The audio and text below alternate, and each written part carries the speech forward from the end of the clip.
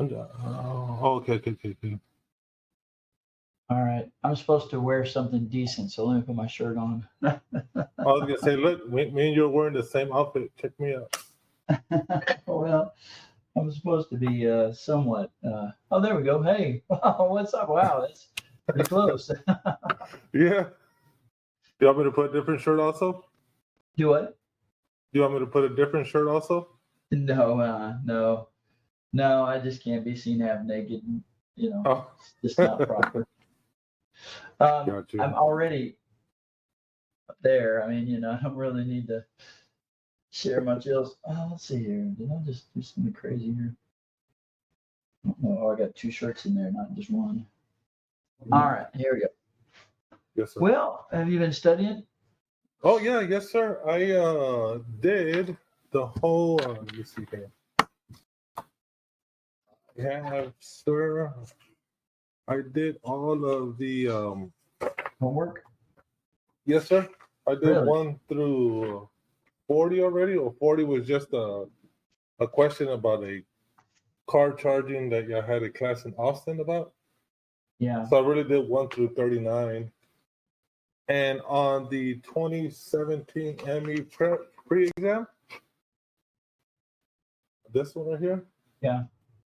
that one I'm at 89. I just kind of got in a little standstill because, and really, I started just doing the calculations part because that's what I feel. I mean, I obviously failed both. And I don't know if it's the right course to take, is just try to pass the calculations and worry about the rest, but I just really been focusing more in on the calculations part. Yeah. It's. I mean, people do that all the time. I don't know if it's a right or wrong answer, to be honest. I mean, but I mean, it to be able to focus on just one thing at a time is not a bad thing. So Yeah. you just don't want to give up any time on that math component. Like if you got an hour left, don't quit early. Oh, no. So I sent you an email a few days ago of my scores that I took. Like I said, that's the second time I took it. The first time I did, I got What's the your same. email? What's your email address, real quick? It's a TIMLUE1 @yahoo.com. All right, let me see here. Okay, go ahead. I'm listening. So I've taken it twice. The first and second time on the calculations, I got the same exact score. On the knowledge part, on the first try, I got a 44, and the second try actually went down. So I kind of went backwards there. I'm like, man, Yeah. what happened? So you made this 36 I'm looking at here. This was the second Correct. attempt. Okay. Yes, sir. And on the calculations part, on both times I taken them, I finished with literally 1 or 2 minutes left. But obviously, I'm still failing them. I think I'm missing something. One of the things I learned tremendously in the class. I'm sorry. Go ahead. No, go ahead. I said one of the things I learned tremendously in the class is on the master's exam, there's a buttload of questions on motors.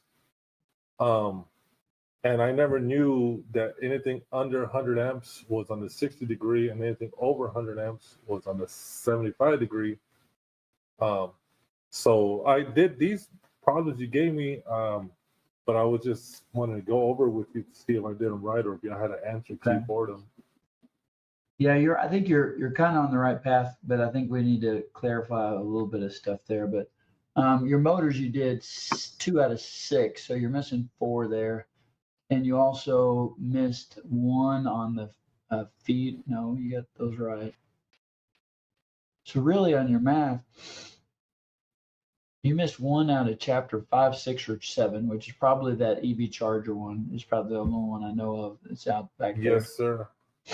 Yeah, and also, Mr. Tolbert, I was kind of I remember, the classes now they don't let you take pens or anything. They give you like that pad where you could write something and then you press the button and it completely erases everything.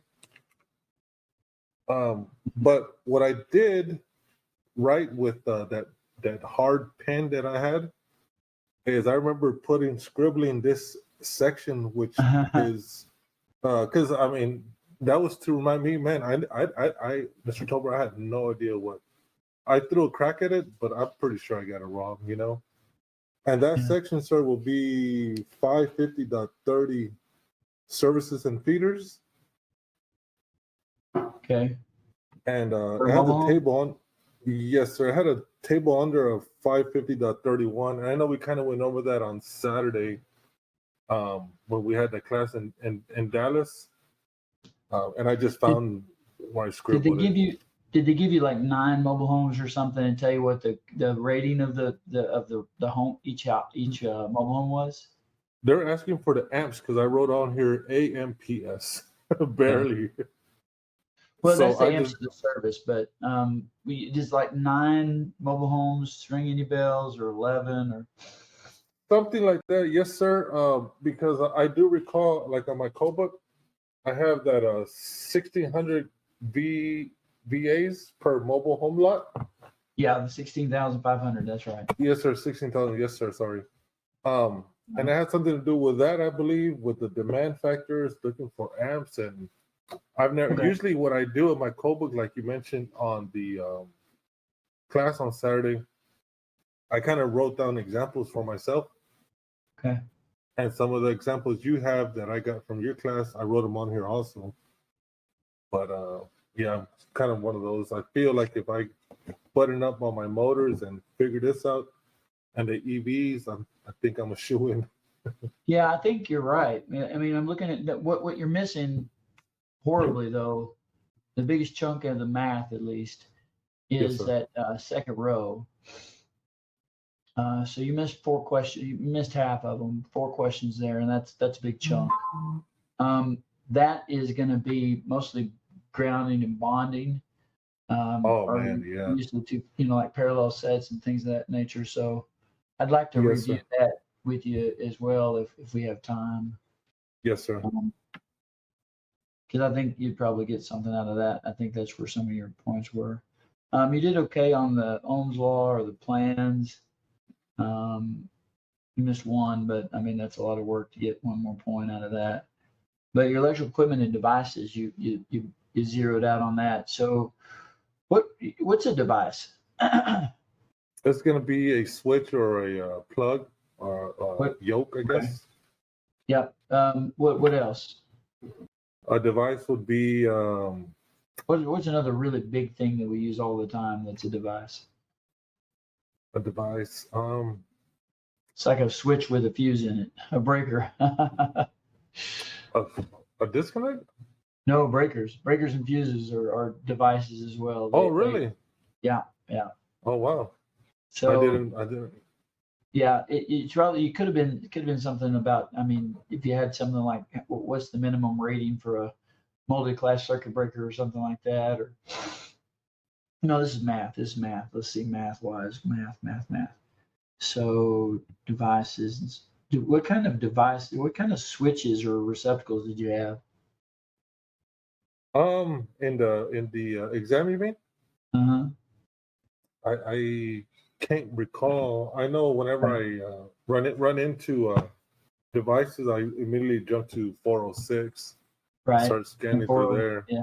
Yes, 402, sir. 404, right? 402 is no, 402 is Oh, switch switches, isn't it? 402, 404 switches. Let me Oh, see okay, here. 402 is lamp wire or something.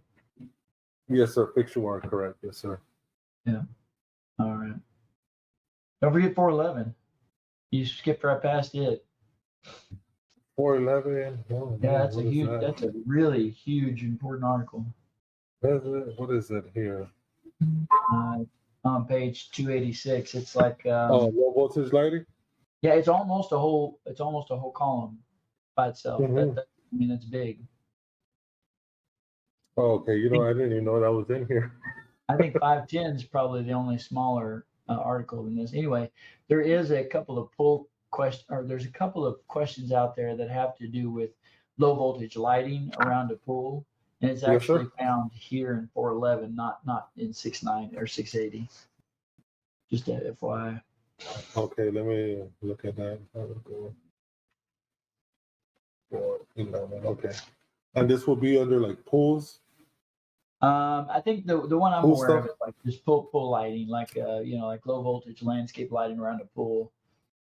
But Oh, okay, gotcha. they really focus heavily on the pool part, trying to mislead you into 680 instead of this 411, which is specifically low voltage lighting, right? So I mean, it's Oh, okay, got um, you. yeah. You know, I was actually had a question, and I believe in one of these um, in your exam I was looking at yesterday, and I was I figured out that infrared lamps are 300 watts, and it asked for the amps of a infrared light, and 50, I think, sir, 50. 50. Is that right? Uh-huh. Okay, I circled 50 also, but Oh, good. I just wasn't too sure because I wasn't necessarily on in luminaires. I can't remember where I found that 420. Well, at. because it's an appliance. I know that it seems like Oh it yeah, would be a right. luminaire, but it's an appliance, so it's in Correct. Yes, sir. 422. Oh look, I 422 have it right double. here. It's actually the article right next to low voltage lighting. It's in That's smart. 422.11c. B. Yeah, there you go. There you go. You can also Yeah. find it in 210, but that's good enough. I mean, that's good enough to know where that's at. It's 50 amps. That's a pretty Yes, common sir. question. They've been asking that for a Yeah. long Yes, sir. On the first one and second one, Mr. Tolbert, it did ask for infrared, and I didn't know it was under to the second time I took it. It must And be a time waster for a lot of people, so they put it in there just to watch people burn up their screw. time. Yeah. Okay, well let's look at this here. Um, Other than the ones you just mentioned, is there any other specific questions that you got on your test that you couldn't figure out? Or Yeah. One of the ones I don't know if you recall on Saturday is I wanted to see if we could go over, if we may, the wire sure, band table 312 okay, 6B, I think it is. yeah, Um, 312 dot something A and B. 6B.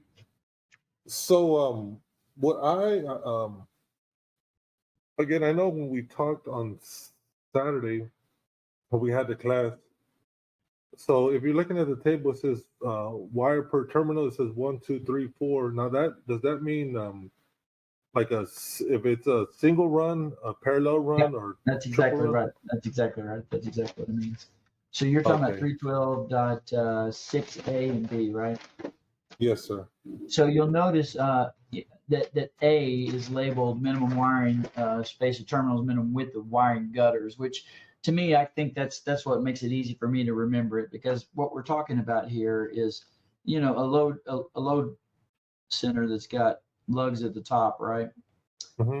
And if I come in the bottom down here in this tub, that's not drawn to scale, but if I come in the bottom with top lugs, what I have to do is I have to bend that wire 90 degrees right there, just coming out, bend it 90 right there again, coming up, bend it 90 again right there, going across, and then bend it right there again, 90. So that's 360 degrees worth of bending that conductor's got to go through. And because you're using this for your branch circuits, you've got all your branch circuit wire in there as well. So you've basically made the side of that enclosure a wiring gutter, right? Got you. And so that's why we use that table, even though it's for wiring gutters. We use it in a case like this and this is called where it does not enter or leave the opposite side, which is confusing because if you ask me, the opposite of this is there. All right. Yeah. Yeah. But it just means what's closest to it. Like if you're the lug, what's closest directly opposite of you, what's in front of you there. And so that top lug, that top of the can then would be the opposite side. Yes, And sir. if we had that, then we'd use the table on page 181, which is the B table, 312.6B, which ironically gives you bigger numbers than the wiring gutter one does. Go figure it. You'd think it'd be the other way around, but that's not the case. But at any rate, opposite of the lug, not opposite. And so you might want to write that on the top of that table. Where does it say? Where does it say that at? You're going to write it on top of it, so it does say that. Oh, So okay. on top of the A table, put not opposite. Okay. I know my handwriting is horrible, and I apologize up front that I can't write or spell worth a darn. Oh man, But- I'm there with you, sir. But and then the table that's on page 181, the 312.6B, put on the top of that opposite side. Okay. That way, no matter what, you can't get confused on the test. Whatever they say it is, you'll know exactly which table to use. Not opposite would be the A table. Opposite would be the B table. Okay, got And you. then- Now, No, go ahead. Well, you're right about the wires per terminal. That is that, like if you brought them into parallel sets or parallel runs, then when you terminate however many A's or how many B's or how many C's you have, that's what those numbers across the columns are for. okay, and a question like this would be, what side? I mean, I don't know. Would it be like if I have a 4-aught opposite Yeah. side wire bin in a parallel feed? What inch bin would it be? Would that, and I would say 5.5. Would that be the correct answer? So what was the wire size you said? If let's just say we get a question that says, what wire bin would we need for a parallel run of 1-aught Of 1 aught copper? Yes, copper? sir. And you said 5.5. Is that what you said? Yes, sir. Would that be? Is it as simple as just looking at that column there and that's it? But yeah, you said parallel sets, right? So it'd be 5.5 Yes, either sir. way, I guess. So that's fine. But yeah. Okay. Yes, sir. Okay. Got you. The only thing And you have to be careful of with the B table is you see, if you go a little further down a couple of rows, you start seeing a bunch of little tiny, and it's so hard to see, but you see a bunch of tiny alphabet letters. Those Yes, sir. alphabet letters correspond with an allowable or permissible reduction of that table value by whatever Mhm. corresponding amount is next to that letter. So like, for example, an E, right? An E next to a number would tell you to go down to note 2. Note 2 would have, for E, it would have a deduction of 3 inches. 3-inch. And those are so Got it. hard to see. Got you. So, okay, I got you. So let's say it's one that says 750 a parallel, which is 19 as an E. So it'll be 750 KC mil parallel. yes, sir. So it'll be 16 then, right? Are they coming in or in the opposite side or not the opposite side? Let's just say opposite, just for Okay. So then the 750 you were saying was 16. a parallel set, right? So that was 19 Yes, sir. Yes, sir. minus, what is that letter next to that 19? Can you tell? E, sir. Oh, okay. There you go. So it'd be, 16 is correct. Okay. Yeah. Thank God, man. I got like hawk eyes, man. I see very well. I used to, but man, I'll tell you, like you start getting old and stuff starts failing pretty quick. Yeah, my wife. Whenever we're driving somewhere, I can see far away and it's no problem at all. But so I okay, so that's I can see far away with no problem. It's the close-up stuff that I can't. the close yeah. up part. Yeah. No, I got you. Okay, I got you. So that's pretty basic there, right? Just the throwing off part will be the alphabet, but that's as long as we minus the letter. Yeah, And then again- that note 2 or that reduction has to do with like in a meter can, right, where you can back that lug completely off and it will literally come off like on a hinge or something where you can remove it. Yes, sir. Have you ever tried to do one of those brick disconnects in the pedestal? Like you got your brick that's bolted to the the interior of the panel, and then you've got maybe this much space between the top of that brick and the bottom of that meter can that's right above it. I mean, it's just so little space. Yeah. If you couldn't remove that lug in that meter can, Yes, you'd sir. never get that wire underneath there, right? Yeah. Yes, sir. So that's what that note 2 is talking about, is a removable or lay-in type lug. It allows you to have a reduction because it is a little easier on the conductor than trying to force it in without it. Oh, okay, got you. So they Okay, got I to tell think you I that. understand that. They got to tell you that before you can take that reduction. So don't take it just because you want to. You got to have that removable or lay-in lug described in the test question. Oh, okay. So it's not automatic. So No, if it doesn't say to remove that lug, then I'm gonna keep the full. 19. Okay, Yep. the full 19. Yep. Got you. Okay, okay. And be real careful of that because, like I said, I've seen them use the removable lug, but I mean I wouldn't put it past them to have another one that is the same question but without it. So anyway. Let me So write A that down. is your worst nightmare. It's the bottom feed top lug or a top feed with the bottom lug. Either way, you're making the side of that a wire way. So we're going to use the A table for that. It works exactly the same way though. So if you had that 750 in parallel sets, you'd have a requirement of what I think 750 would be 19. 12 for like a bottom feed top lug scenario where you're using the wiring gutter table A. Oh, okay. You said Say parallel 750. set. Yeah, 750 parallel So it'll set be would 12.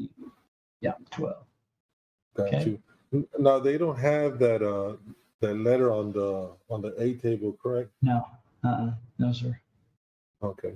Just on that B. So the only time we're gonna use that alphabet at the end of the B table is if they ask to remove a lug on the question. If you have a removable or lay-in type lug, that's the only time you could use it. I'm glad you said that because I was gonna just start Use it all deducting. the time. Why not? It's there. Yeah, I was gonna start deducting real quick on the question then. Okay, I got All you. right. 4:30. I was gonna ask. I don't know if you had anything in particular you wanted to go over first before, Well, because the notes that I have are going to be, in addition to this, are going to be a motor review. I'd like to kind of just go through that real quickly with you. Yes, sir. I'll probably just ask you a few questions and see how you attack Yeah. them. I think that'll help me kind of figure out where you're at.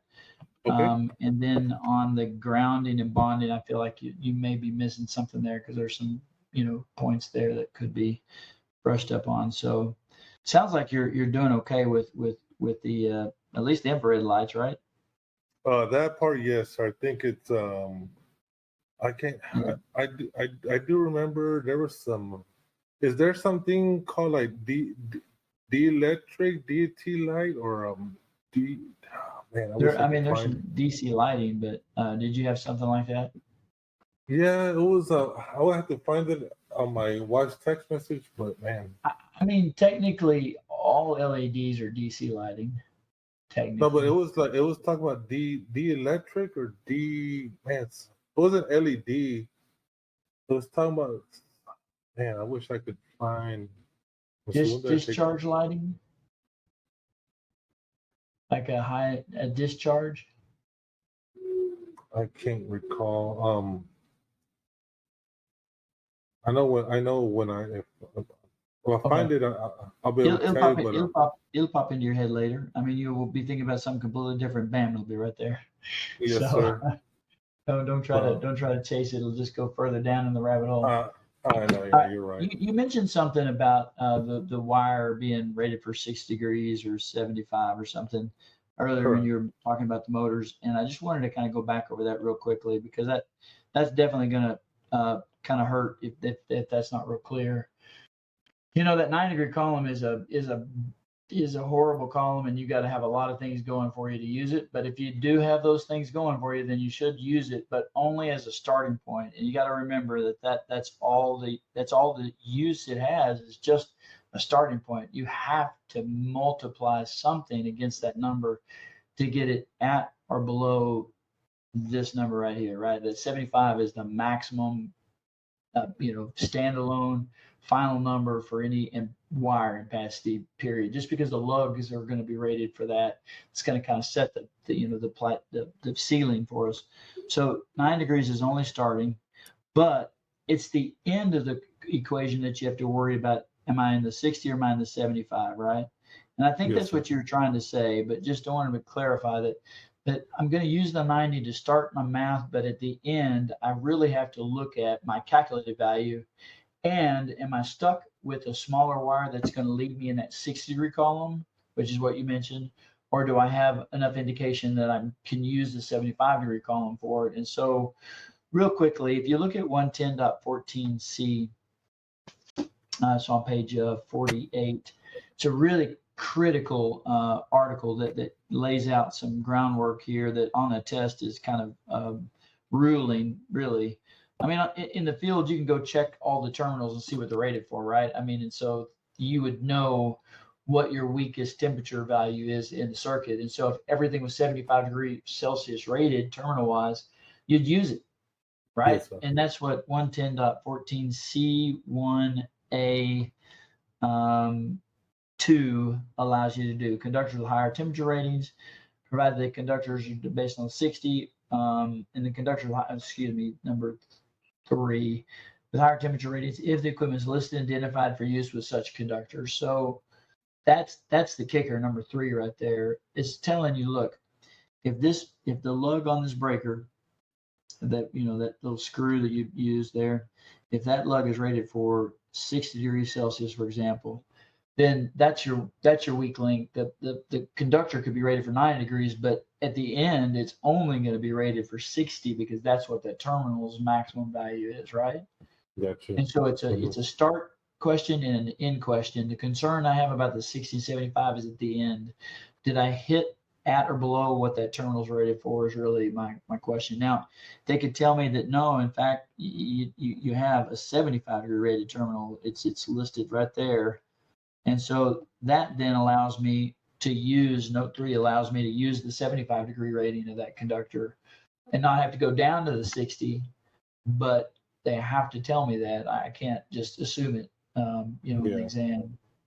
And that's for anything that's 14 gauge all the way through 1 og, right? 1 og or larger is a different, you can just assume 75. Okay. 1 or larger? Yep. So this group right here is a 60 degrees Celsius unless you know for a fact otherwise. 100 amps or less too. I'm sorry. That's the other caveat. 100 amps or less. Oh, okay, guys. Oh, okay. I get it. But isn't number? Oh, I guess so. Is it number 3 100 amps? Number 3 is 100 amps. Yeah. In the 75 degree column, right? Correct. Yes, sir. I got you. Okay. So. But I'm gonna assume it to be a 60 degree rated conductor, unless I know the terminal is rated for 75, and then it's not rated for 100 in the 60 degree column, is it? Yes, sir. I think was it 85? Is that what it is? For number 3, you said? Yeah, in the 60 degree column. Yes, sir. 85 number 3. And what's the number 1 in the 60 degree column? 110, sir. But it's what? 110 on the 60 degree number 1. Oh, 110. Okay. Right. So I don't know why they put 1 og there, because I mean 1 og is going to have an opacity then in the 60 degree column. If what you're saying is accurate, then number 1's going to be a big enough conductor that's going to be more than 100 amps. But it's a wire size and 100 amps or less, so it's a combined ruling. Still, you can't rule out one og. Basically, it's still going to be a 60 degree rated conductor. Yes, sir. If you had those notes from class that like the copy of my page 161. I think so. What I did was I put a bunch of like brackets around those. Yes, sir. Yes, sir. Just kind of tell me, oh yeah, don't forget that bracket there. That's that 60 degree column I got to worry about. And I just put a note to myself: wire size 14 to number 1, 100 amps or less, used 60 degree column. Got you. Okay. I see it here again. Okay, so pretty much if I run into, let's just say number 10 is going to be automatic 60 degrees. Yeah, number 10 conductor on this test, right? Because you can't independently verify the terminal. If they don't tell you what the terminal's rated at, that conductor's rated for 30 amps. Gotcha. Yes, sir. Now that's not really that big of a deal for you because you're used to thinking of the small conductor rule, which puts it at a cap of 30 amps. But remember the ampacity of that conductor is not 30; it's actually 35, right? Yes, sir. If you had 75 degree rated terminals, but so the one thing to remember that I think sometimes I forget, and I put a note above my 75 degree column. I said motors design B, C, or D. Yes, So sir. I that's wrote the other the same thing. thing you did. All right. So motors design letter B, C, B, D. C, or D, specifically by code in that same 110.14 A14. They qualify that if you have a motor that's one of those code letter design letters, then you're allowed to assume the 75 degree rating for any conductor, really. So, Gotcha. so Okay.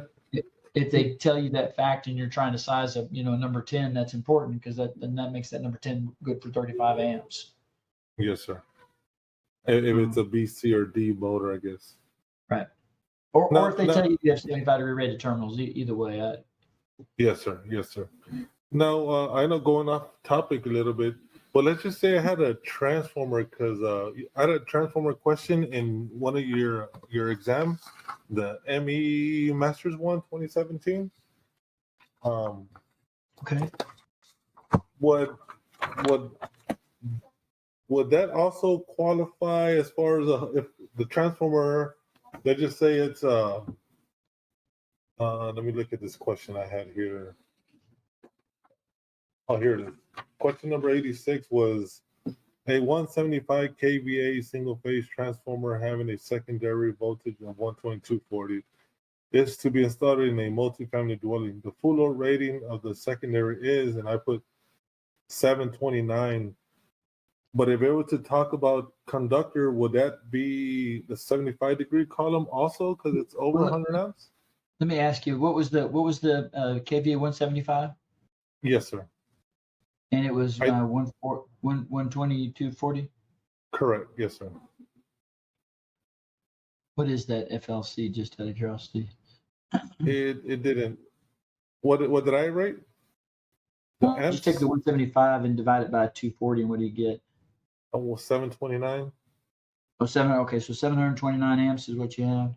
Yes, Yeah, sir. That was my. that's absolutely 7. Yeah, because anything over 100 amps, we don't have to worry about it. Okay, so pretty much that 75 degree column, no matter what we're working on, whether motors or transformers, we're gonna If in go to doubt, yeah, if in doubt, use a 75 degree column, but don't you dare use anything above that, right? Because at the end of the day, that really, I mean, if the terminal is only rated for that number and the 75 degree column is a max, you can't exceed it, or you're going to burn up the terminal, got or you, got you. put excess heat on the terminal, I should say. You're not going to burn it up, but Oh, definitely. okay. Yeah, sorry. I know I went off topic on, No, there, no, but no. No. That I mean, it's the way you think, right? And if that's the way you think, it's good to bring it in context, so you'll be able to remember it better. So that's fine. yes, sir. Um, Yes, sir. so we're looking at we talked about the small conductor rule being a cap, right? Artificial cap, right, for Mhm. small conductors. So we have the 16 gauge, specifically the 18 gauge. And then you've got, of course, your let's see, 12, 14. 14, 12, and 10, right? Yes, So sir. those 5 conductors are what we call the small conductor sets. And in 240.4D, we have a cap that says, okay, this is rated for this is rated for that. This is 15, this is 20, and this is 30. Correct. I can't see my 15 right there. 16, I think, is 7 or 10, and I think 18 is 7. Is that right? Correct. Yes, sir. 240.4D. So The 18 gauge and the 16 gauge are only allowed in certain cases, so you got to be careful with those. You can use them for control circuit wiring, but you can't use them for building wire because the smallest building wire permitted by code is 14 gauge or 14 ohm. Mm-hmm. But the question that I've seen is asking about either the ampacity of an 18 gauge or a 16 gauge. And so I just want to walk through that with you real quick. If you go to 240.4D on page 90, 99. thank you, sir.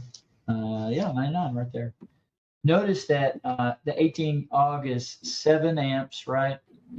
Yes, but sir. it can't exceed more than 5.6 amps of continuous load. So that's kind of the cap. If you take 5.6 amps times 1.25, you get 7 amps. So I mean, they did the math right there. But so it has to meet condition number 1 right off the bat, which is continuous loads can't exceed 5.6 amps.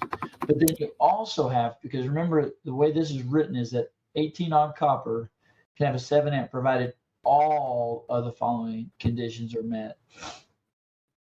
Which means you have to have both 1 and something out of 2, or you can't use it, right? And so 1 would be the 5.6 amps, but 2 is usually either one of these markers that are rated, whatever, or the actual Class CC or Class J or Class T fuse type. You got to have that by one of those following. So just either A, B, or C, but you got to have 1 out of 2 and meet number 1 before you can use it. And then 16 Aug is 10 amps, right? With 8 amps of continuous loads. All right, I want you to put a page number right here, just to the right of that. Just put motor controls C, and it's 430.72 is the table. And the page number is going to be page 3. Let's see, where is that? No, that's not it. No, page 322. You just put a note to yourself, see page 322, motor controls. Okay, and this is you want me to write it next to that this open area right here?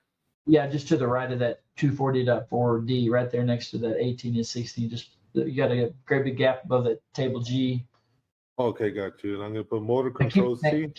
Keep your hand here. Don't lose your spot here on page 99. But real quickly, if you look on page 322, you'll see why I've called it out, because specifically as a control wire for a motor, you're allowed to use 16 or 18 gauge, and if it doesn't leave the enclosure itself and it doesn't have its own fuse sized by either the 7 or the 10, then you can use the breaker or the overload device or overcurrent device for the motor itself as the basis for the protection of that 18 gauge wire, 16 gauge, but it's 25 and 40 amps respectively if you do that. Got you. I see it here on table 430.72B. And it's that B column within the enclosure that allows you to have that higher number. Got you. Okay. I think I've actually probably seen that before too. You probably have, because I mean this is something that people have been asking me about. So ampacity of an 18 gauge or 16 gauge, the answer is 7 or 10 unless it's inside a motor control cabinet and it doesn't leave that cabinet. Then it can be protected by a 40 or a 25 amp, depending on what size. So where it says copper, it says 25 and 40. Is that the breaker size? Yes, sir. That would be that would be the ampacity of that conductor, because that would be the breaker size you would have ahead of it as a maximum size. Yes, sir. Oh, okay, got you. So just so you know, I mean, it's very likely that they're asking for this specific installation type, because that's going to confuse a lot of people. But anyway, if we go back to 240.4D real quick, that 18 gauge and 16 gauge, certainly by all means, if you have everything you need to use it, fine, great, go for it. You'll notice that you also have the 14 gauge, which is 15 amps, the 12 gauge, which is 20, and the 10 amps, which is 30. But if you look to the right there, the table that I was just mentioning a minute ago, 240.4G, that's a list of all of the places in the code book that's excluded from this 240.4D. So motor conductors and control circuit conductors are all listed in that exclusionary part. So you could use, you can use them, I guess. The 14 gauge is actually worth what the 75-degree column is worth, the 12 and the 10 as well. Got you. So Okay. when I'm talking about a wire for a water heater, it's 30 amps because it's stuck in that 240.4D. But if we're talking about a wire that's a number 10 for a motor, I'm looking at 35 amps because that's the ampacity of that conductor, and I'm allowed to use that because it's excluded from that rule, that artificial rule. Oh, okay, you're right. So Yeah. that's just kind of a quick, dirty recap of it. But I think that gives you, I think you're already there with it. That hopefully that'll just kind of. Yes, sir. Yes, sir. I got you. Okay, cool. All right. So I have this question right here. I'm going to pop this on you real quick. It's the one on the very top here. It's Master's question. That I don't know if I got it exactly right or not, but I think I got it. Basically, what it was, it's a 400 amp panel, right? 400 amp panel. It's got 4 100 amp breakers in it. Each one of those 2-pole 100 amp breakers feeds some other series of like a sub panel or something that's 100 amps. Mm-hmm. The demand load on the first one is 82 amps. The demand load on the second 100 amp is 83 amps. Demand on the fourth 100 amp one is 92.5 amps. And then the fourth 100 amp 2-pole is got 45 amps on it. What size aluminum feeder would you use to run to that 400 amp panel? So I'm running this panel. I've got a 400 amp main at the top here, and I've got 4 100 amp branch conductors there. And then I've got 82, 83, 90, 2.5, and 45 amps respectively of demand load on them. But I'm wanting to size this feeder over here that's coming over here into the panel, that main feeder right there. What size is that wire right there? Oh, okay, got you. You said it was aluminum? Aluminum, yes, sir. Because I'm a cheap bastard, I want to try to do it as cheap as I can. I thought you sound like my boss, man.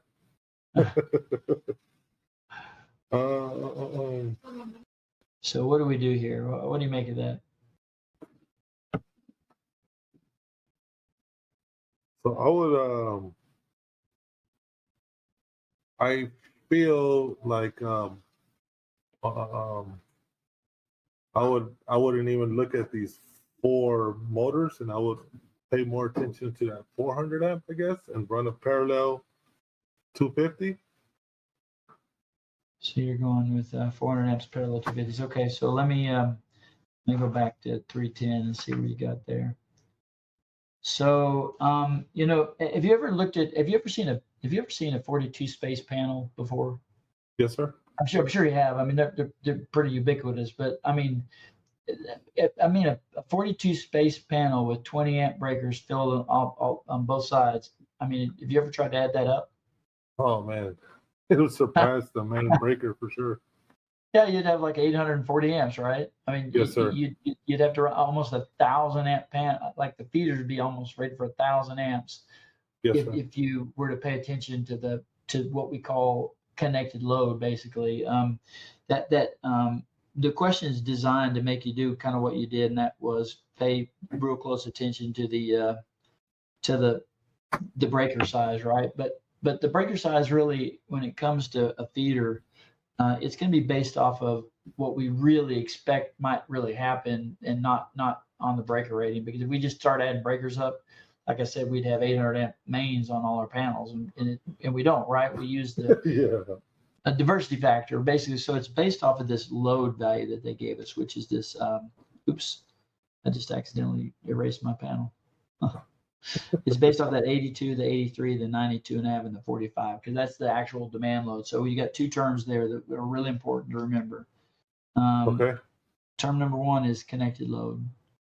And that connected load is something you got to pay close attention to, because a connected load is either a nameplate rating, an equipment rating, could be a calculated value that has not been derated, like it's just 100% of whatever the code section says, or whatever. But that connected load would just be if everything's on at once and maximum value kind of. We typically don't see that really occur on a feeder, we know that we're banking on the fact that that feeder is not going to have everything it's feeding all on at the same time. We're hoping it'll have a little bit of diversity factor there where some will be on, some will be off, so on and so forth.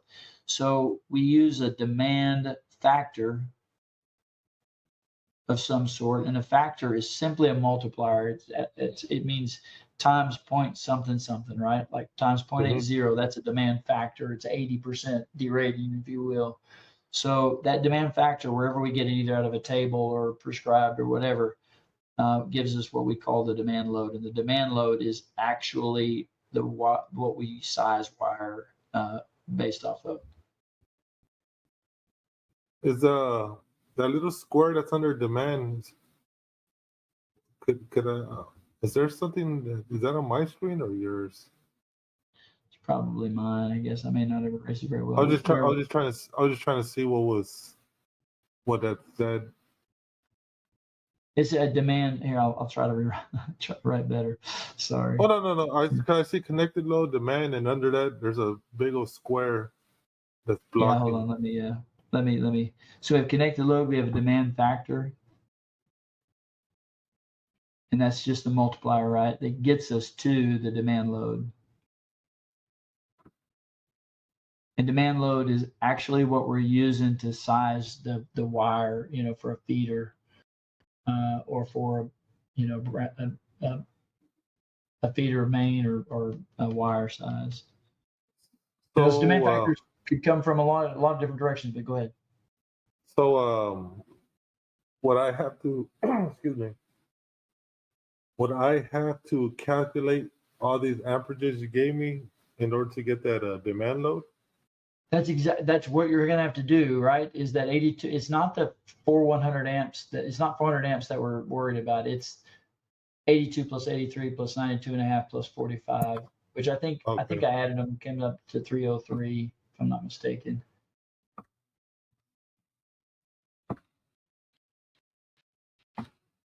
Yes, sir. So then we take that number, then that's going to be what we'll size the conductor for that feeder based off of the actual demand. And it'll give me a lot smaller than a parallel set of 250s, I think. Yes, sir. So at 303 amps, I'm going to use the 75 degree column because it's over 100 amps, right? Got you. So 3 out? Yeah, 3 out's good for 200? No. 155? 3 out's not good for 300, is it? Oh, I was thinking parallel still. We're looking for like a 350 kc mil, I think, right? Oh, yeah. 310, 500. Page 161, 350 kc mil is good for 310 amps, right, in the 75 degree column. A 300 wouldn't quite do it for us because a 300 is only good for 285. And we need 303 amps out of that feeder. Oh, okay. So you're saying 500 then? Nope, 350 kc mil is good for 310 amps in the 75 degree column. It's because you said aluminum. That's why. Oh, I'm so sorry. You're absolutely. Oh my gosh, you're so right. Oh my God, I fell for my own gosh darn trap. Can you believe that? I was looking at, man, I must be looking at something wrong here. No, you're right. So the 400 is good for 305. No, that's not. It's 500. It's 500 kc mil. I told you 500. That's what I said. I wrote down. Look, I'm writing down 500 kc mil. That's what you said. Right, real quick. So if they ask me for a demand load on a question and it's giving me the breaker size, then I skip the 400. And they're saying that they have a 400 amp main. I don't care about that 400 amp main, correct? Correct. I mean, you're not sizing your wire based off that 400 amp main. I mean, I doubt that it's really a 400 amp main. I think they just probably say that just to confuse you, but it's probably a 350. Well, I don't know. It might be 400 amps, but the conductor itself is based off of those four demand loads. Okay. Yeah, because I have seen questions where they ask for demand load, demand factors, and maybe that's where they're catching me. And I did pretty much what I did when we looked at this question. I went automatically for that 400. Well, I think so. Yes, definitely don't fall for that trap. But I also want to make sure that I'm being clear here because it's really easy to get confused, right? When we size this stuff in the field, what we're doing is we're taking demand loads just like you see over there, and that's what we're adding up ultimately, right? Yes, sir. We start with the the lowest common denominator. I mean, we start counting up all the loads that we're going to have on that circuit and that circuit and that circuit, and then we pile them into a panel. Well, that's then how we size the feeder based off of all that calculation that we did for the actual demand loads. But we're allowed to round up to the next standard size breaker, because really what the next step is going to be, after we size the wire based off that load, then we're going to size the breaker to match that feeder that we just did, right? And Yes, so sir. 240.4b allows me to round up a breaker that's 800 amps or less, unless there's a specific code that says I can't. So I'm going to take that 303 amps, or that let's see, that 500 case note is good for what, 310? Yes, I'm sir. going to take that 310 right there, and I'm actually going to round it up to the next standard size overcurrent protective device. I couldn't put a 400 amp on that 310 because it's not going to protect it properly. Gotcha. And I don't think I think they make a 350, but I don't think they make a 325, right? Yes, sir. 350. So we put it on a 350 amp breaker is what we do. If you wanted to run a 400 amp breaker, then you could do that, but you'd end up having to run something that's a little bit like the 385 that's good for, like this 750 is it, that's good for 385 would round up to 4. Yes, sir. So with the 800 and 800 would also round up. But that's not the ampacity that they're giving us. I mean, the capacity they're giving us is 303 amps. So Gotcha. Yes, sir. Okay. I have to have a wire big enough to sustain whatever demand load that I calculate. Then I round the breaker up to the next standard size, so there's a little bit of gap there. So technically, you're saying, well, really, what I have is 350 amps worth of load. Okay, yeah, kind of, but not really. Yeah, no, I got Right. So that's kind of how it works. Okay. All right. Yes, you have to pay attention if they use the word connected load or demand load. That's important. It's very important. And connected load is going to be from the nameplate. Basically, before you do any derating factors is the way to look at it. Okay. Now, branch circuits. Okay, we talked about feeders just now. The feeder going into that panel, right, was based off of the demand load. The thing about branch circuits, though, we don't ever derate branch circuits. Yes, sir. Ever. Yeah. Ever. I think I have that written on my code book from on Saturday. Yeah, if it's a branch circuit, it's 100% of whatever the loads are. You size the breaker, the next size, standard size up, and you keep rolling. But because I mean, at that level, you could have stuff all on at the same time, and that's kind of the worry that we have on the branch circuit. All right, so technically, a connected load and a demand load are pretty much the same number on a branch circuit, because they're going to be the same calculated value, basically. Gotcha. I'm not going to derate it. All right, so that was just something I wanted to just touch base on with you on. Yes, sir. Over 800 amps, you round down. You have to round down. Like, there's no caveats for it. So if I had a bus that was rated for 1,598 amps, right? And I had to size an overcurrent protective device to protect that 1598 amp bus, I'd have to round it all the way down to 1200. Oh, gotcha. Is that the max there? Yeah, you have to round down when you're sizing. Anything above 800 amps always rounds down. Okay. So 800 amps is my pivot point. 800 amps or less, round up. Above that, you have to round down. Got you. And there's been a few master's questions similar to that, just to kind of throw out there. But yes, all sir. right.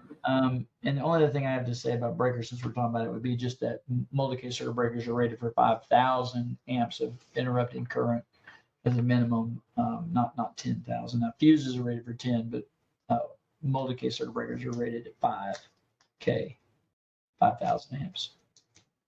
And fuses 10,000?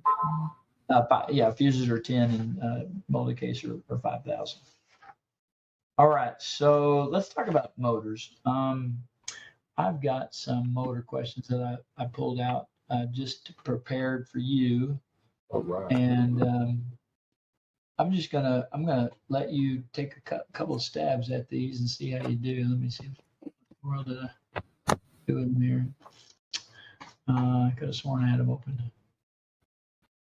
Yeah, I like running into motor questions because I don't know 'em really, but I just know if I do enough of them, I'll start to understand them. Yeah, yeah. You know. You know, the thing about motors, especially on a test, it's just like the rules are so specific, and like it all depends on what they say or what they don't say, really. But let me open this back up because I don't see it opened. Must have accidentally closed it. Word. All right, so you got kids? Yes, sir. Two of them. Yeah, I How old got are they? one. 10 and 8. 10 and 8. Yes, sir. Boys or girls? Boy and a girl. Okay. Yeah. Trying to like I said, I love my job. My boss is cool and all that, but I want to get this master's exam to better their life, you know. Yeah. Yeah. And I got a pretty good position going on with my boss. But I always want to get it because what if one day he gets mad at me or whatever reason? I don't want Or to decides struggle. to leave you the company. Like he might even do that. You never know. Yeah, yes, sir. So this is very, very important to me, brother. I've been studying now for I think maybe about 8 months now. My wife went through some surgeries and stuff, and I'm getting back on there. But I would love to put this behind me, you know. I And mean, even though I passed, I'm still gonna go over some things, you know. yeah. I mean, like you'll never stop learning if you're smart. Let's see here. I'm trying to do window. Here we go. There we go. That's what I'm looking for right there. So you should see a document now. I don't know if you can read Yes, it sir. that small, but Yeah, I let me can read make it. it. Yes, sir. Okay. No, I'm good, brother. If All that's right. it. Hermetic refrigerant is the wording that used for like an HVAC motor. Mm-hmm. So you might see what's the maximum size overcurrent protection for an hermetic refrigerant motor very easily instead of a air conditioner compressor. But Yeah, that will be under appliances, right? I think. Let me um, see here. Oh no, so there is a 430 deals with 440. regular motors, right? But then 440. Yes, sir. Yep. Yeah, I'm at 440 here. And they're talking about the breaker or the fuse, so that kind of helps qualify that, not the overloads, but the overcurrent. So 440, I think it's dot 21. I'm not mistaken. I'm supposed to be letting you do these. Sorry. Yeah. Over quarantine again.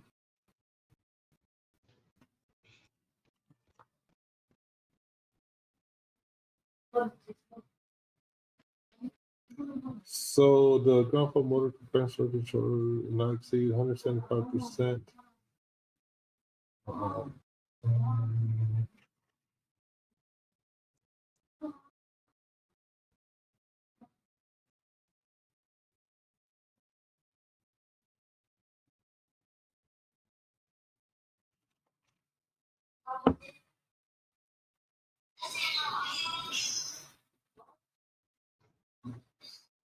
Yeah, I'm feeling the pressure now. Say that again. I said I'm feeling the pressure now. Oh yeah, right. I'm putting you on the spot. No, I'm good with it. I'm good with it. Not even nice of me, is it? It's like, wait a minute, I thought we were tutoring. No, perfect, brother. Perfect. What is the maximum size overcurrent protection can be set to air conditioning compressor? Short circuit ground fault. Okay, so that's 175. All right, so read it real carefully. You're on the right track, right? 175 is one of the two numbers listed in 440.21, I think. 21A, is that what it is? 440.21A? I'm on 422A, and then it says 440. 440. 440. Oh, Yeah, sorry, yeah. 440 for hermetic refrigerant, and it's going to be 440.21. Yeah, 21. Now you're on the right track though, because yeah, and I'm sorry, 440.22A is what it is. Yes, sir. Page Okay, so 338. And you yes, said sir. 175%, right? Yes, sir. So the only thing, if you go back and read that, it says that it tripped the short circuit ground fault protection on startup, meaning you've got trouble starting, and that's what that second part of. If you're on page 338 at the top left-hand paragraph there under 44.22A, that second part says where your initial 225. one, provided where the protection is not sufficient for the starting current of the motor, then you're allowed to use 225. Is that what that thing says in there? Yeah, 225 right there is the next. Oh, okay. Yeah, and I have them both. I have both of them highlighted, but I got a little. You see it there? Oops, I lost it. Got a little Now, excited there, and I saw that 175. the key here though is they have to tell you that you've had the initial setting not work out for you, right? You can't use the 225 just because you want to start there. You'd have to have some indication that you've met that condition. Okay, so I see the word trips. That means it's having difficult starting. Yeah, Not yeah, sufficient to it start. trips it on startup. Oh, okay. I didn't see that. I just read once I saw a short circuit ground fault. I saw a short Yeah, circuit ground fault, and I jumped. be careful of that. Be careful of that because that's how they get you. They focus you on one part of the sentence and you forget the rest of the sentence, Yeah, and I that remember you that's saying that on Saturday, and I did exactly that. yeah. I mean, it's easy to do, right? It's just our nature, right? But I do the same thing. I'm not.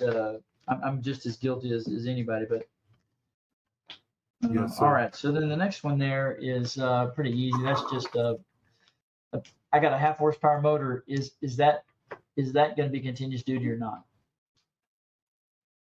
And the answer is that if you look at 422 E, the little table that's for non-continuous duty motors, 422.E. I'm sorry. Oh, my goodness. 430.22E. 430.22E. Yeah, sorry. 430. 430.22E. Page 314. Okay, yes, sir. So that table, if you're looking at that table, page 314, it is a list of non-continuous duty ratings for non-continuous duty rated motors. So like short time duty, so on and so forth. The note at the bottom of that table sums it up better than anything I could say on my own. It says any motor application shall be considered as continuous duty unless the nature of the apparatus it drives is such that the motor will not operate continuously with load under any condition of use. Got you. An electric sign or a rotating, commercial sign, that sucker's going to be running for 11, 12 hours a day. Yes, sir. So we would consider that to be continuous duty. That'd be 125%. And that rotating sign, is that that's nothing that's on the table here, right? That's just something that's No, you're no, supposed that's to know just by knowledge. they're just giving you an example of a motor that's operating in a type of condition that would definitely be considered continuous duty. So which All would be right, so in the 125%. that's right. Yeah. Got you. Now the next question is not talking about conductors, right? That question was talking about wire. The first question was talking about a breaker. The second question is talking about wire. The third question, short circuit protection or ground fault protection. That's a breaker or a fuse. It's not wire. Okay. Short circuit rotation. Oh, that's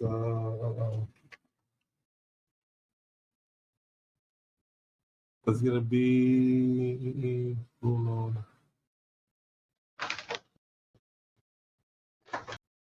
Would that be the nameplate amperage?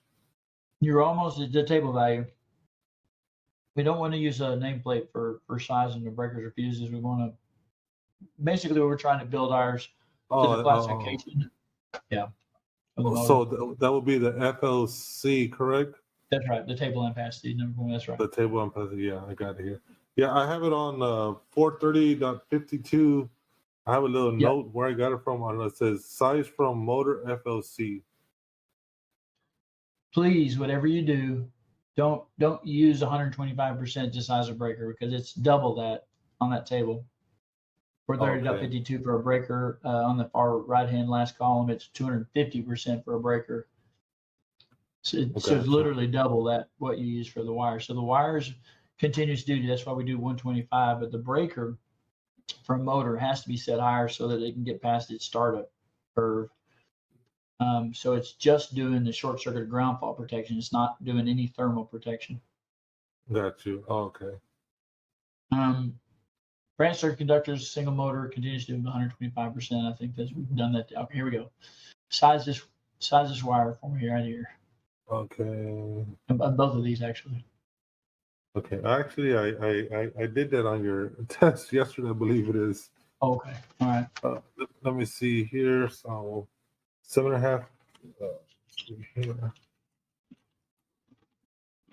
is my. That's a really loud cracker. Oh, you can hear that on my TV? I can hear it. I can hear it in my head. Oh, let me lower it down then. I put thunder sounds and rain when I study. Oh. I lowered it down there. Sorry. So 7.5 horsepower, 240 volt. 7.5, 240 volt, it'll be 40.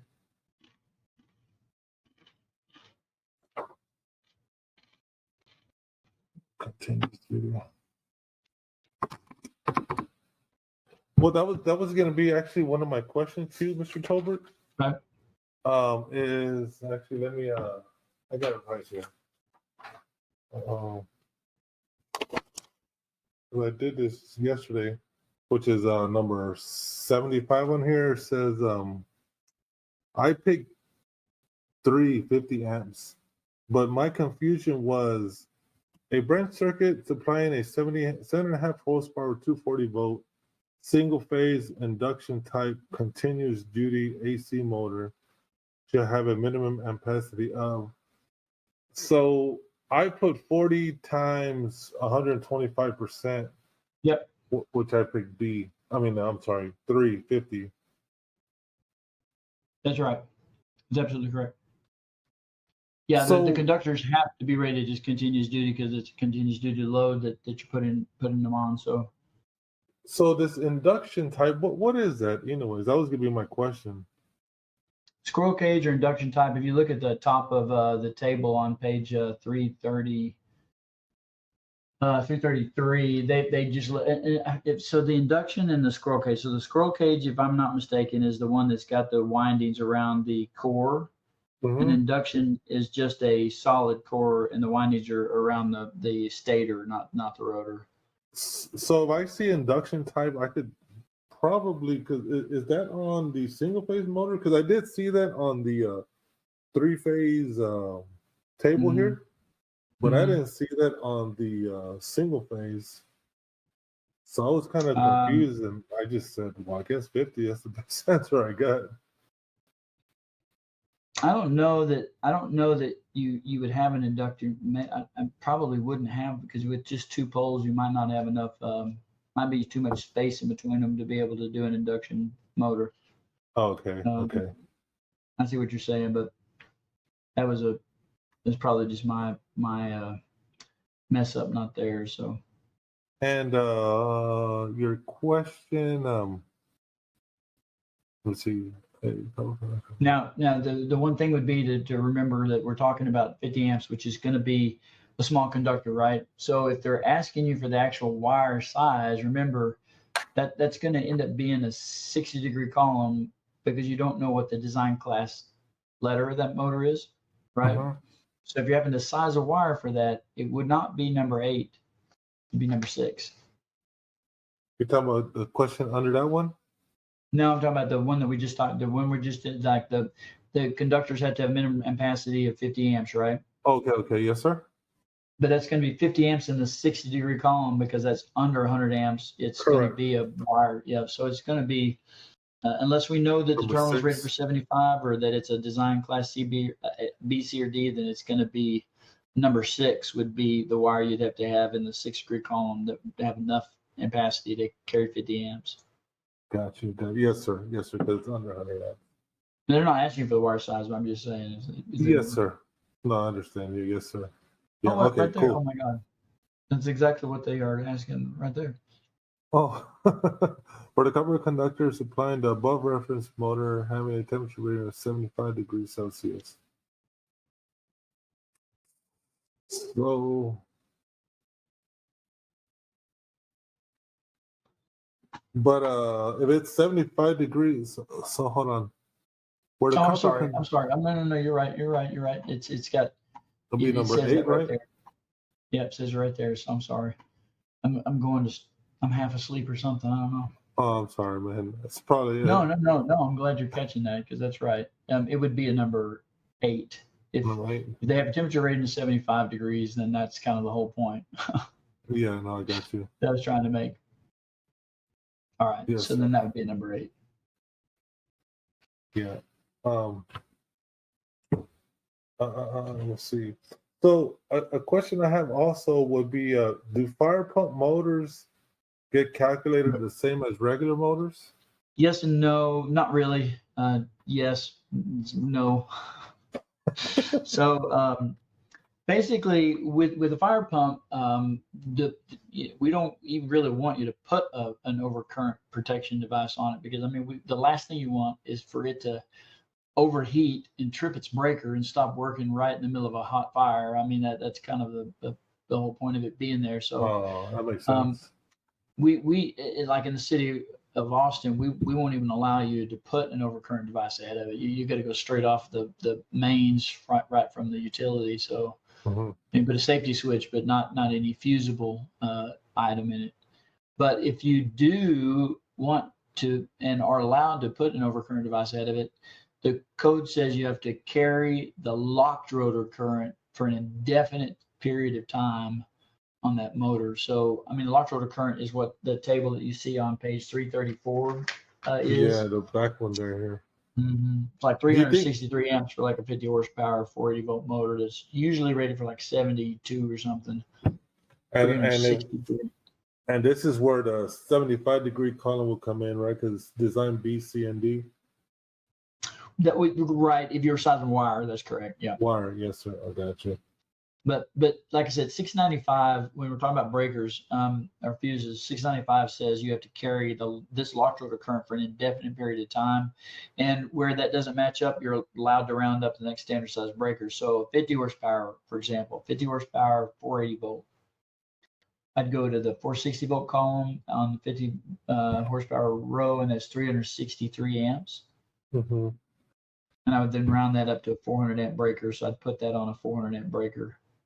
And normally Gotcha. rated for like 70. Man, they're Normally rated serious for about 70, these. normally rated for 65 amps, and I'd put a 400 amp breaker on it. Gotcha. Yeah, that's some Um, serious stuff there. Yeah, because yeah, I believe on the first exam I had, Mr. Tolbert, it feels like I had like 20 fire pump questions, and yeah. I didn't even know there was a fire pump table till I got home, which is Well, if you 695, I guess. if you look at article. and then the other thing is going to be the wiring, right? But if you look on page 601, 601 on the right hand column, it's actually 695 dot 4. 695 dot. It can't be 3. It's got to be 4, right? No, 695.3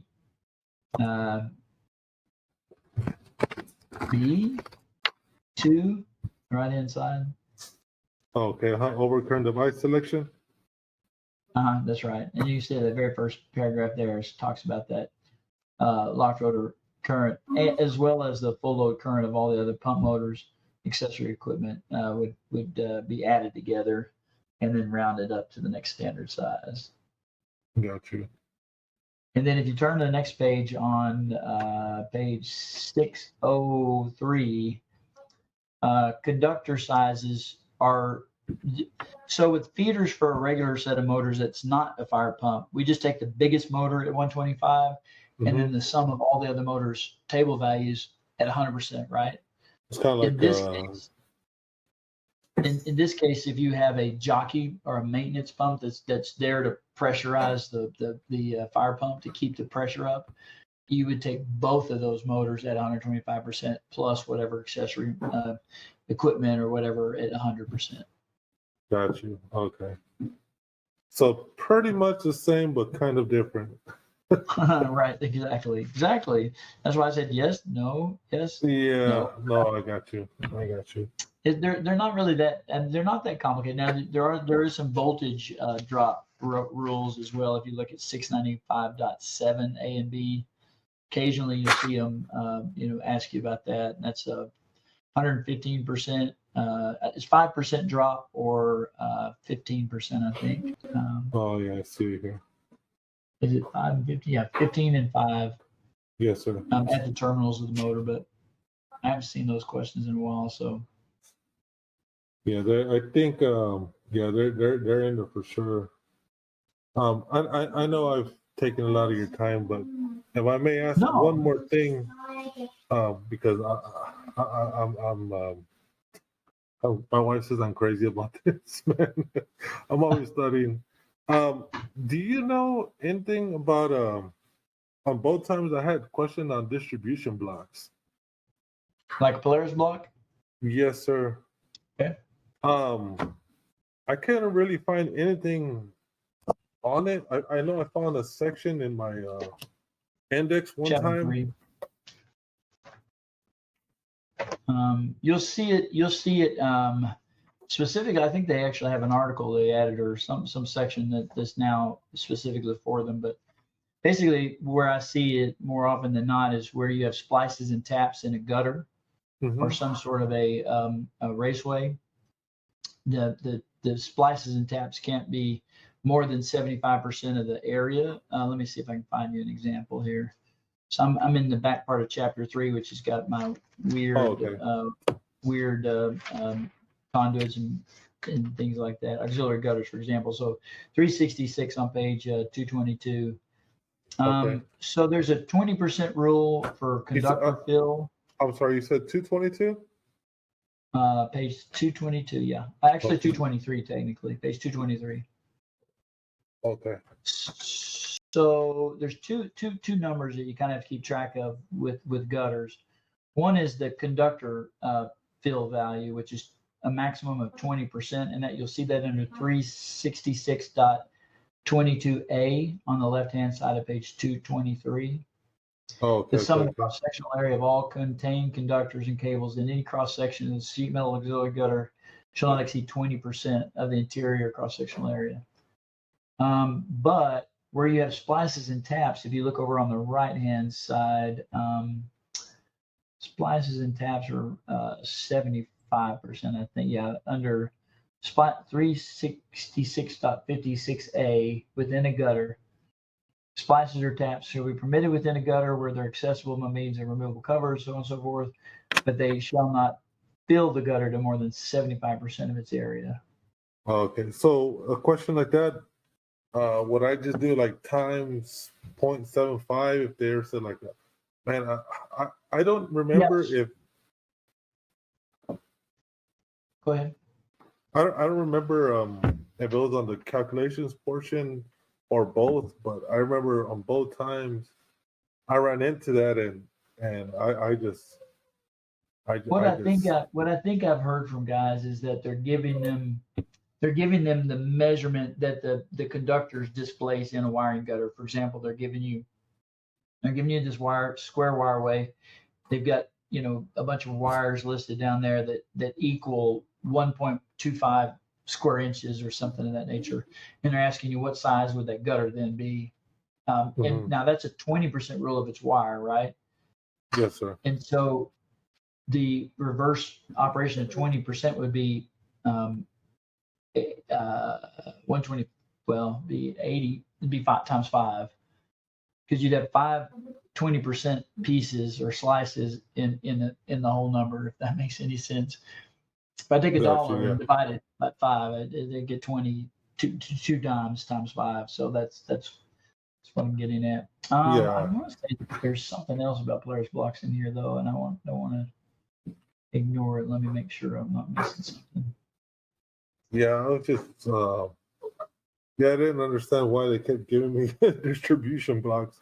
But so that's pretty much what it is, a Polaris block then? Yeah, it's Polaris block. That's absolutely what it is. Oh, got you. Got you. Yeah, it's a fancy way of calling it. You know, they're not going to use a trade name, make it easy, you know, but Yeah. maybe it's.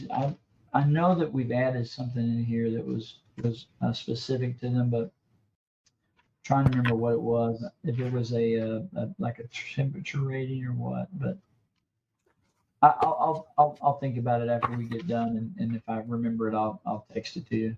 Yes, sir.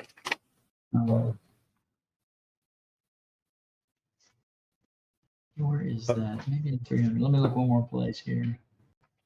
It's in 300.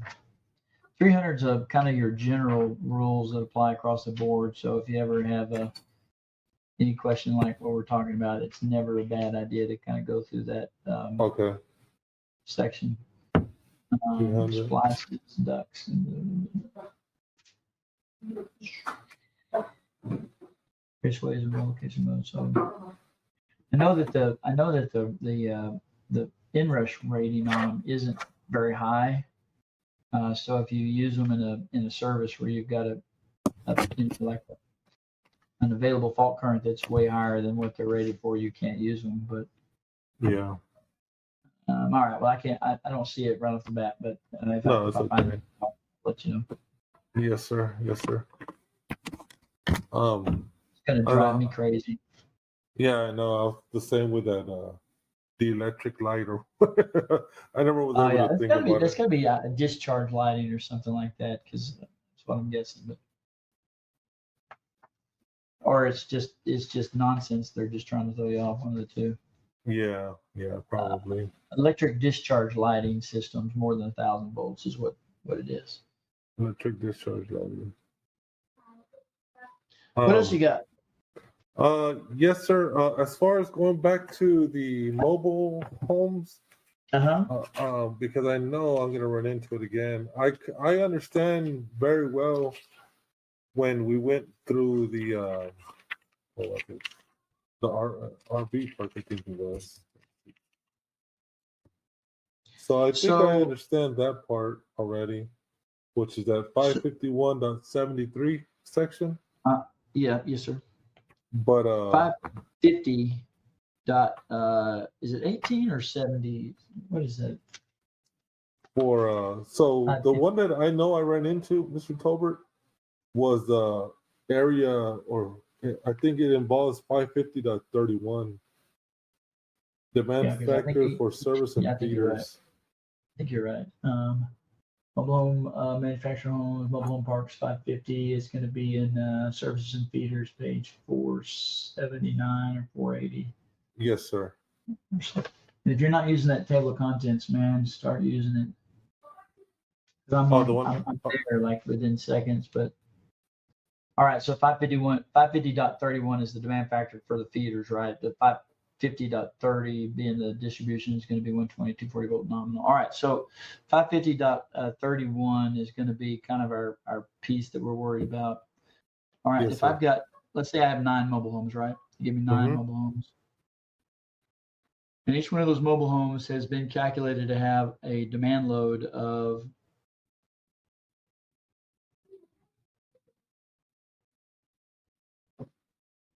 I don't know, 10,000, 11,500, 11,500 VA. And they're asking you to calculate the demand on the feeders, right? So the demand on the service or the demand on the feeders is based off that table, but we can't use anything less than, like you said earlier, that 16,000 that's in 550.31A1 or no, just 1. Yeah. So if it said, let's just say for this one, it's 11,500, we're going to shoot up to 1,600. 16,000. 16,000, sorry. But if there's 17,000, let's just say, do we go with the higher number? Yes, absolutely, yep. Okay. And then the derating table would apply if they're asking you for a demand load, which is 28% for 729. So that would be the math. 9 times 16,000 times 0.28 off the table. That's 550.31, page 479. 9 times 16,000 times 0.28. That's the formula right there. Yeah, that's the, and I got the 28 from 7 to 9 mobile homes would give Yes, me a sir. D rating. The demand factor there. 9 Yep. times 16 times 0.28. So that 4320, that's the VA. 40,320. That's what you got. I didn't calculate it out. I was just, that would be the demand on the feeders based off of those 9. So calculator. So we ended up with 16K times 9 times 0.28 gives me 40.32 kVA. So 40.32 kVA. And if they want to know the amps, I just divide that by 240, I guess. Now, if you're doing the kVA like the 40.32, divide it by 0.240, since it's less than 1,000, right? Be 168 amps.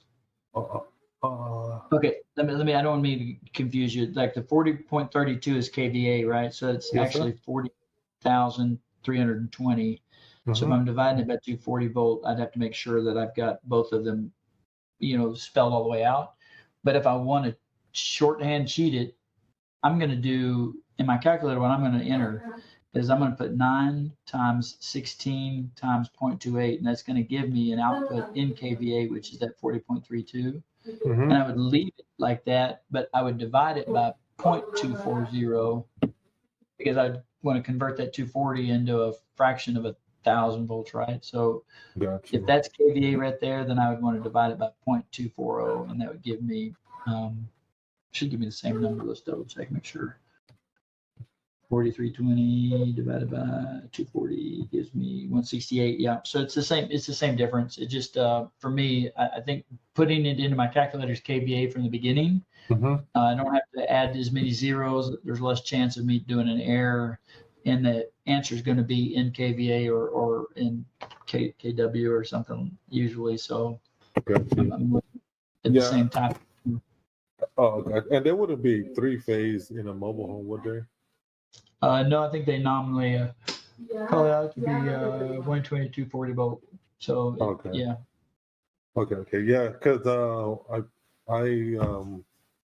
I know they're gonna ask me this because I think I know I saw it on the first one and second one, and like I said on the they don't give you a pen, but they give you a pen to write on that board on.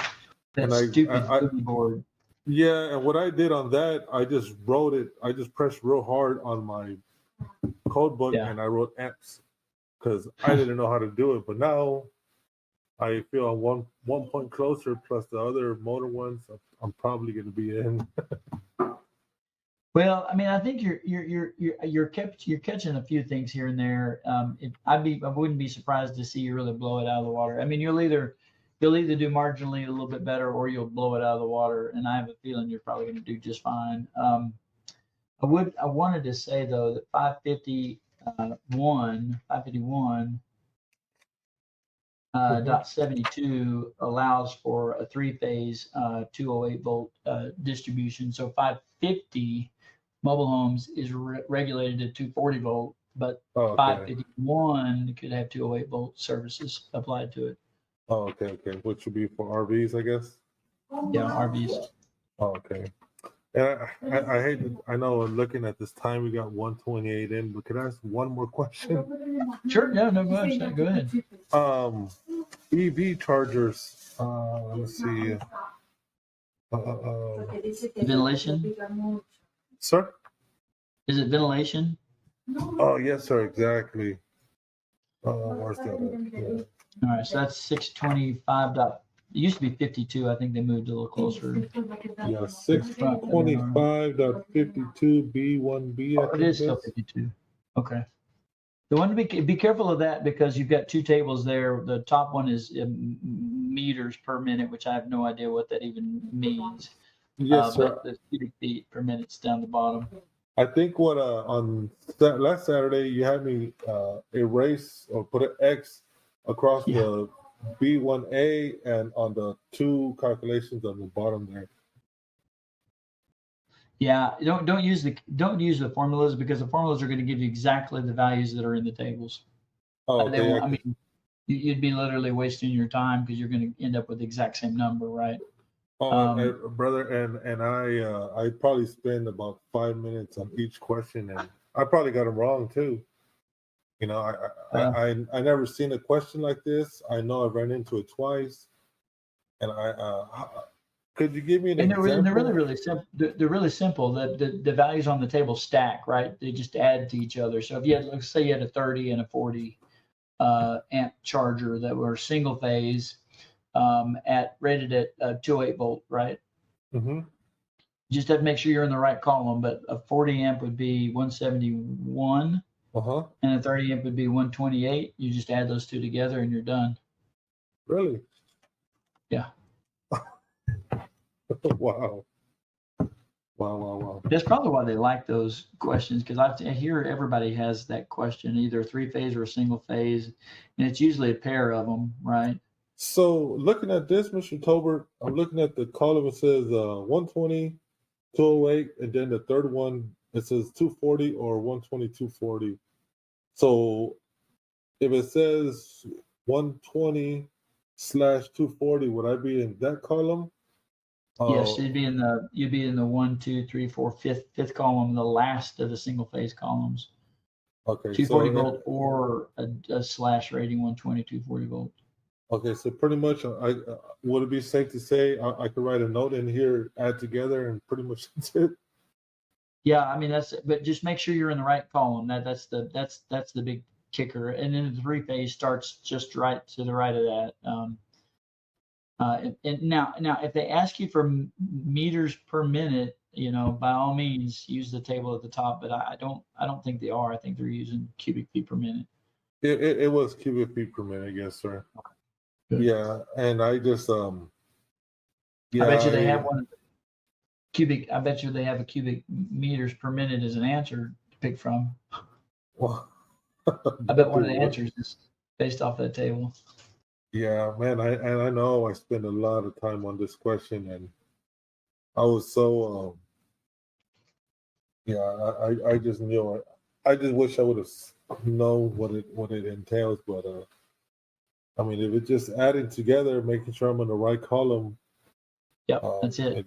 It's really, man. So that and now that's an enclosed space. If they were to tell you that it's a non-enclosed space, then the answer would be 0. Okay.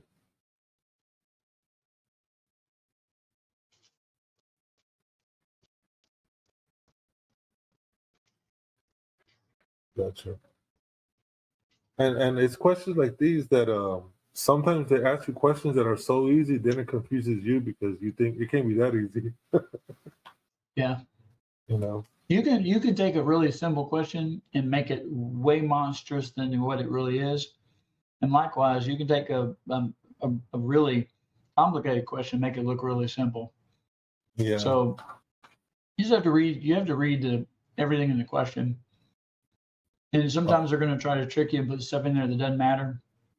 And sometimes everything in that question matters, and if you overlook it, it changes your answer. But Yeah. you had enough time on your math, so I think you'll be fine. Yeah. Just Okay. stick to don't overthink it. Don't second guess yourself. You know what I mean? Yes, sir. Yeah. Okay. I still like going through the test, and I will go through every question first before I even open the code book or do any math, just so I can read every question, because it at least gives me an idea of what's there. And if there's something really simple that I could knock out within a second or two, I would answer it and then just keep on rolling. Because I mean, I don't really want to see, like, if I felt really good about a question right off the bat and I felt like I could answer it real quickly, I don't ever want to look at it again, because it's not worth the time, Yes, sir. the risk, or the effort, right? Yes, sir. And the go-to button at the top is your best friend, because when you get do with all that and put them in piles, that go to button, if you click on it, you can choose just to go to the pile that you marked and answered, or just the pile that you skipped, or go to the ones you answered, which you don't want to ever do. But if you go to either the blank questions or the ones that you marked and answered, that's where the bulk of your time should stay, and you'll never even see those that you felt like you knew pretty well, because you filtered them out basically to protect yourself from being your own worst enemy and changing some of those that you probably shouldn't change. Yeah, yeah. I remember when I did my journeyman's, I think it was like 6 years ago. I think I went back and started. I took that one twice. On the second time I passed, but I feel like if I wouldn't have gone back and changed my answers, I probably would have passed the first time. Yeah, probably. I think that screwed me. And the second time, once I said no, leave it alone. And sure enough, that was the trick there. Yeah. So I mean, try your best to pass the code section as well. oh yeah, for sure. That's why I said I don't know if I'm going about that the wrong way, but I was kind of focusing on the calculations part. But for sure, I do have some of these questions that I have from you. I got two of your exams at ME 2017 and this other one. Would y'all send us a answer key? Oh yeah, you betcha. You should have already had one. No, I haven't got the link for the Saturday class we had, nor the answer key for this. Well, that you're talking to the wrong department. Oh, okay. Would that be missed absolutely not my. Oh. No, it's that'd be Melachris.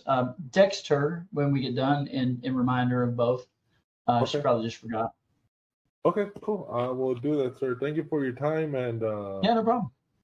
again, my class is on. I wanted to go to your Austin class. I think it's this weekend, right? No, the Midland one is. Oh, okay. But I'm going to be in the middle of this battle here on Saturday. When is your exam? Saturday. This Saturday, the 3rd. Okay, all right. Well, yeah. And then, so you start at what, 11? I think it's at 9 o'clock. 9. All yes, right. Sir. Well, whenever you get done, be sure and give me a call back when you're finished, because I'd like to know how you did. And whatever it is, good or bad, that's. For sure. And God willing, I passed. But if I do pass, I'll call you to let you know what I ran into. And if I unfortunately fail, I'll cry for a little bit and then maybe ask you to help me. Help me on these questions. It's always best to keep a pen and pad of paper in your truck because as soon as you walk out that door, you got to write stuff down. Because if you don't, the minute you make a phone call, it all goes right out your head. Oh yeah, for sure. Yeah. Just as a backup. Yep, for sure. I will do that, sir. Well, thank you for the time. Thank you for no problem. I enjoyed what you've done, and I hope I could give you good news on Saturday. And if not, then I will not stop till I get this license. I'm here for you until we get through with this one way or the other. So we'll make it. Cool. Thank you, sir. Have a good night. All right. Take care. Yes, sir. You too. Bye.